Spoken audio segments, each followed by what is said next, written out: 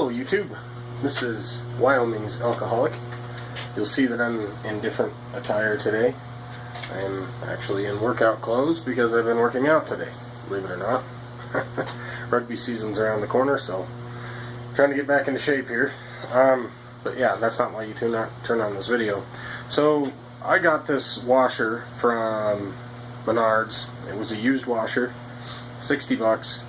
High efficiency, newer washer. I thought, hey, this is probably a good deal. Somebody just wanted to trade it in to get a newer one. And no, the dryer we got was fine, but the washer is not. It has been leaking water all over the floor. So I took it apart and figured out what the issue was, and I got the part in today. So I'm going to show you guys how to do this. Basically, if you have a washer, LG, this one is a tromm, and I couldn't find a model number on it anywhere, but I found the part basically because I found it off the part number. But I'm going to put some pictures here of it so you guys can see what mine looks like.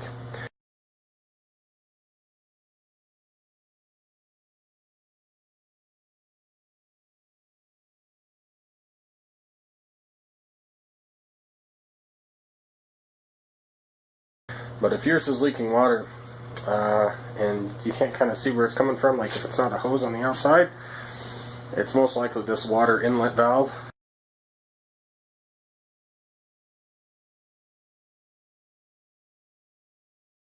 Which is what the majority of the problems are that consist with leaking water on these. So I'm going to show you what we need and kind of go through this with you and show you how we're going to get this done. Okay, and the tools that you will need, or that I think I'm going to need, I'm going to use my drill. You'll need these to take off the hoses, the water hoses.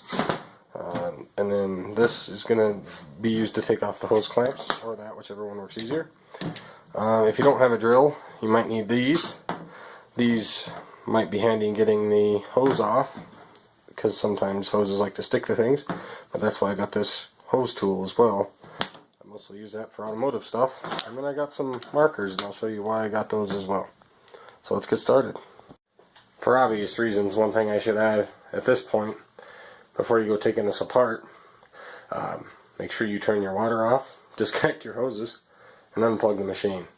And that's just because we got electricity and water inside of here. And if yours is leaking like mine is, there's a chance you could get electrocuted. I'm not sure.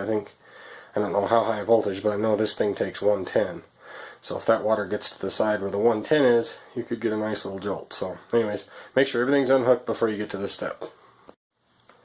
So the first thing you're going to want to do is take these, they look like brackets, but basically what they do is they hold this top on. So go ahead and take those off. They're just a Phillips number 2, both sides. There's 2 screws in each side. So make sure you don't lose them. And then that comes off just like that. Now you can see the top is now loose on that side. So we're going to come back over here, same thing. Try not to lose these.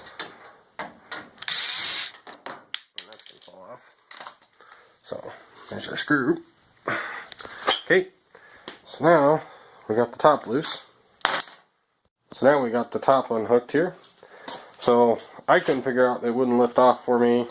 I ended up taking this front cover off. Just this piece. I took these 2 screws out. Didn't do anything. I took that back panel off first. And then I found out the water was coming from up here. So I mean, that couldn't get me anywhere. But I took these 2 back things off, and I couldn't, these 2 brackets that were here, and I couldn't figure out how this came up. Because I pried and pried. Well, secret is you push back and it slides backwards, and then you can take it off. Just like that. It slides back, and then you can lift it off. So that's the secret. Kind of have these notches in here, right? And those go over these and lock it down. So now you're at your water valve. You can tell which one has been leaking on me, can't you? So, anyways, this comes as one whole unit for the cold water inlet valve, which I got right here. Be careful when you do this. Make sure you get the correct part, because there are a couple with different resistances over these. So you just want to make sure you got the right one. I know I got the right one because I punched in the part number that was on the back of this, and this came up. If I remember right, yeah, so this one is a little bit different. It came up under it, so I'm pretty sure it's right, but I'll tell you the part number that's on the back of this when I get it out.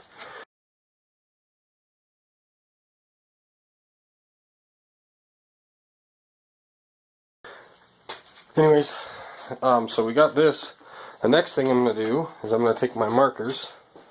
I'm going to mark these hoses, okay, on which nipple they came off. That way I know exactly which hoses go where.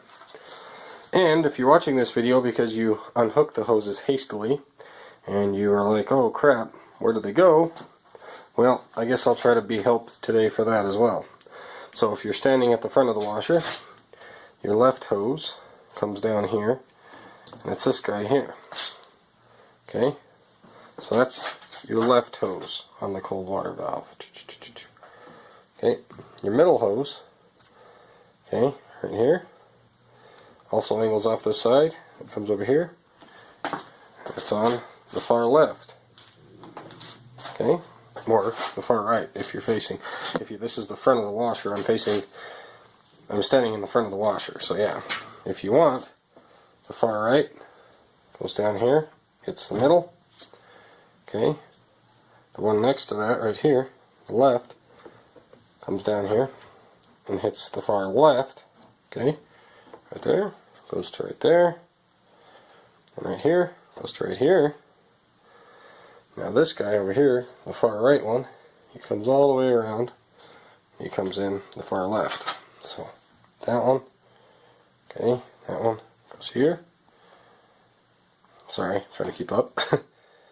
And this one goes here, and this one goes here. So, hope that was some help for you. Yeah, and your hot water valve goes there. That's the hot water. So, anyways, here's the new one. We're going to mark those hoses, and then we're going to take these two screws out, because this guy is going to go in there, just like that. Okay, so we're going to mark this hose here, the left one. Okay, come down here and I'm going to put a red mark on my left hose right there. Sorry, it's not focusing. I'm going to mark that red there. So I know that's that hose. I'm going to take my green one, drop the cap on the floor. I'm going to go to the center one with my green one, okay? I'm going to mark it green. I'm going to mark it green. Okay? Again, this really isn't that difficult. As a mechanic, I've learned to do this with multiple wires, but 3 shouldn't be a problem, but I'm going to do it anyways for good practice. So, and you know what? We don't need to mark the other one. We'll just say that that one's the unmarked one. So we've got red and green. Mainly, I couldn't get the black cap off one-handed. So, but we'll go with this because we know the other side will just be the unmarked one. All right. So let's pull these off and get going from there. And I've actually decided I'm going to take it out of this first to give me a little bit of wiggle room to get those hoses off. Okay. There's that screw under the washer. At least I know where it went.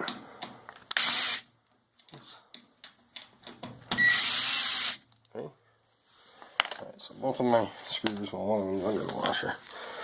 Alrighty, so now we can actually pull the valve out, in theory. And yeah, so we got a little more wiggle room to work those hoses off. Okay, now I went ahead and I marked, just so you guys can see, I marked the harnesses too. I marked this one green and this one red, so won't be screwing up on that either. But like I said, just safety precaution, not really probably necessary, but, and then we're going to go with the far right being the unmarked one. So we're going to start with the far right we're going to go ahead and unhook our harness. I think I'll just do one port at a time here, just because it's good practice. If you don't have to take everything apart, you don't need to, all at once anyways. Just take them apart one at a time. So we're going to go ahead and, this hose pick might be a little too big, but we'll see. Yeah, actually it isn't as bad as I thought it would be. Okay, so we got that one unhooked.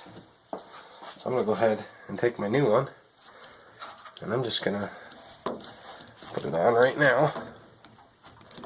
Okay, we're just going to go through this one at a time, just like that. I'm not going to hook the hose clamp on it yet, but we'll just go through and do this one at a time. So now I'm going to go to the middle one. Let's unhook the harness first. Like I said, that's the one you can tell was actually leaking. But of course, you can't just buy a rebuild kit for it. But you know, the part was only 20 bucks, so you can't really complain. Let's see if I can just grab it and pull it off. Yeah, it'll twist right off. Oops. Get you folded back up there, sorry. Just kind of twist and pull. Takes a little elbow grease, but doing just fine. Okay, so got the old one there. Go ahead and take our harness. It goes in the middle here. This hose goes in the middle. So this harness kind of goes over the top, so we got to remember that. Okay. Yeah. So the harness is going to kind of go over the top, like on the old one. So what we'll go ahead and do, let's just plug the harness in for the middle one, and I'm going to remove the left one and plug it in as well right away. That way I have them all plugged in, and the harness is riding over the top of the new valve like it should be. Okay, now I've just got this hose to go to the center. And you probably, there we go. You can at least kind of see it there. Okay, this was the center hose. I'm going to wiggle that one on. Okay, now I just got the far hose left. So I'm going to take it off the old one here. Let's try to keep it all in view for you.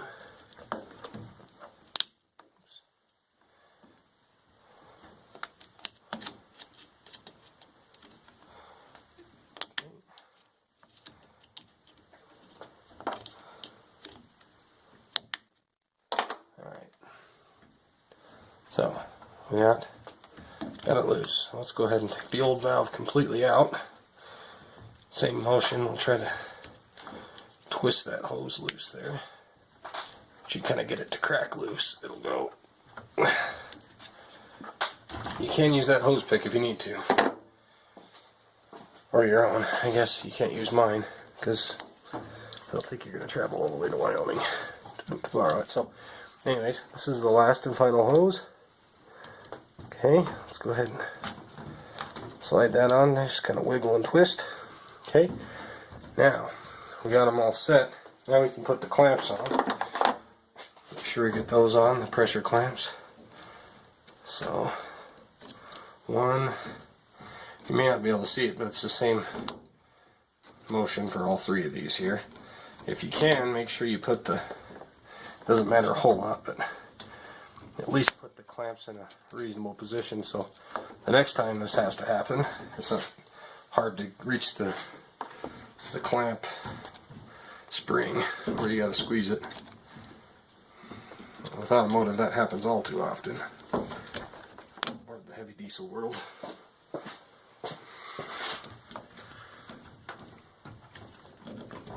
Okay, so all our clamps are on. Okay, and if we look, here's our old valve. Green was the center. The right was not marked, and the left was red. So if we come over, okay, I've got the red on the left, and yeah, you can kind of see a little bit of red on the hose, but it's mostly marked off. Then we go to the center one, which is green on the hose. and it's green, still green on the can't really see it as well, but it's still green on the harness as well. Okay, so we know center was green, left was red, and we've got red and green and green. So, and you can still see green on the hose there too. So we got it hooked up right. All right. So that's just a little trick. You can use that in automotive. You can use that in a lot of things. So that's going to go back in there just like that. Harnesses are all on top just like they were. Now we're going to put our screws back in and hook this one back up. Okay, so I got the one side started. I just had to hold the back of the valve while I started the screw. Not a big deal. There we go. Valve is in there. So we got the hoses hooked up. Got it fastened back in. Got all the harnesses hooked up. Just do a once over. Make sure we got all our positive pressure clamps back on, which we do. Okay, everything's hooked up. Make sure we get the old valve out and all our tools. And now we'll put the lid back on. Okay, oops, I'll drop the marker at the same time. So yeah, and this is going to clear the lid. Nothing's too high. We haven't messed with anything really other than just a new valve putting it in there. So to put your new lid on, it's pretty simple. Kind of start back a little bit. Here. Sorry, I had to pull you away for a second, but yeah, so you just kind of start back, just how it came off. See that? Okay, it's lined up with those little nubs that are under there. And then all you do is push forward. Alright, simple, see? Now, we get our little brackets and our 4 screws. And we come back here and put these on. I'll get these started. Okay, I got them started. I got 1 screw in each. So, just going to go ahead and okay. That one, next one, and this will be it, and then I can put the washer back in the deal there.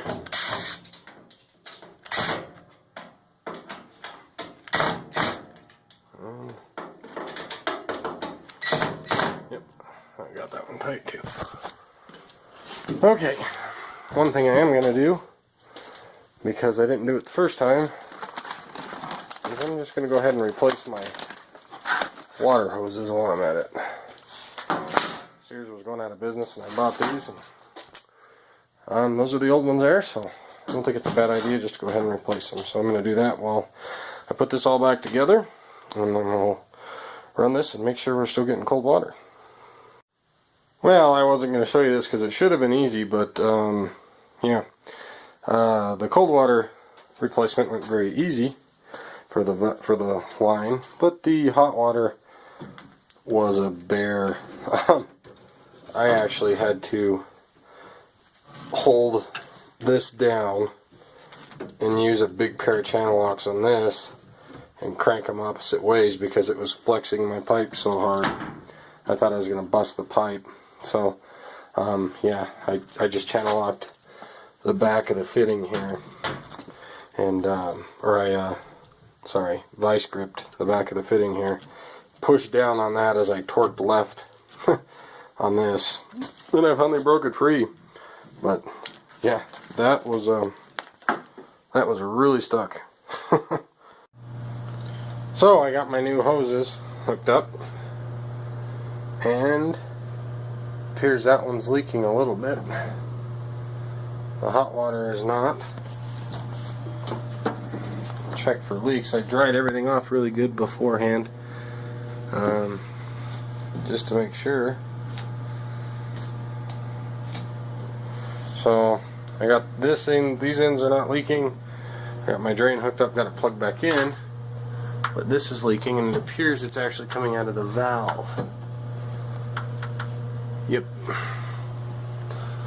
It looks like this valve is leaking out of the top there. So I can try to tighten that up. Let me do that and see what happens. Okay, I got all those tight, so we still don't have any leaks there. This has stopped leaking. I tightened that top nut on the valve and it stopped the leak. Looks like it's been leaking for a little bit of time. I think it was like that when I moved in. So this valve was just a tiny bit wet on top. I tightened that one down, so it's quit leaking. So everything's good to go. I'm gonna push this back, put my drain hose the rest of the way in, and we'll fire her up. So I put the setting on cold, and we will just see. If the clothes get wet, we know the valve's working, but I hear it. You can hear our dryer too.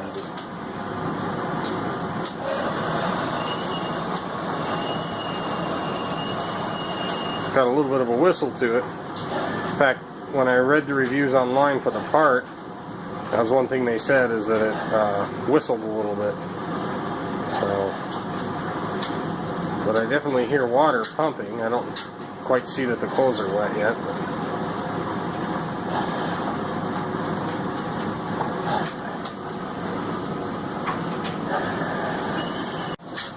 The clothes are getting wet, and rest assured, I will be watching down here for leaks the next couple days. But it looks like that fixed our problem, so I think we're good to go. Nothing leaking there. So I think we're probably, can't see anything down there. My light won't come on. But I think we're good. I think we got her fixed. So, as always, I do appreciate you guys watching my videos, and like and subscribe. Most of all, I hope it was helpful. I hope that, you know, if you were having this issue and you came across my video, I hope that it was helpful. And that's really why I make these, is so that everybody can kind of learn to do everything, and we don't have to spend extra money to pay somebody else to do it. Money's hard to come by, I know. So, anyways, like I said, I just hope it was helpful. Hope this was your problem. Hopefully it was as easy as mine was, aside from getting the hose loose there on the hot side to replace that. But anyways, yeah, aside from that, I do appreciate it again. Like I said, I'm probably going to go back to training tonight. I got rugby practice tonight too, so I'm dressed out for that. So apparently you can't wear your work uniforms in your YouTube videos either. I learned that, so that comes back around to get you. So not that anything bad happened, but you know, I ain't mad at you. Whoever it was that said it, I don't care. You know, you just can't wear work uniforms. So hopefully Macro Tools doesn't get upset with me for wearing one of their t-shirts in this video. So anyways, thank you guys. Like and subscribe. Like I said, hopefully it was helpful. Let me know how it went for you, and like I said, maybe it saved you some money. Hope it did. So this is Wyoming's Alcoholic. As always, stay classy, Wyoming, and please have a good day.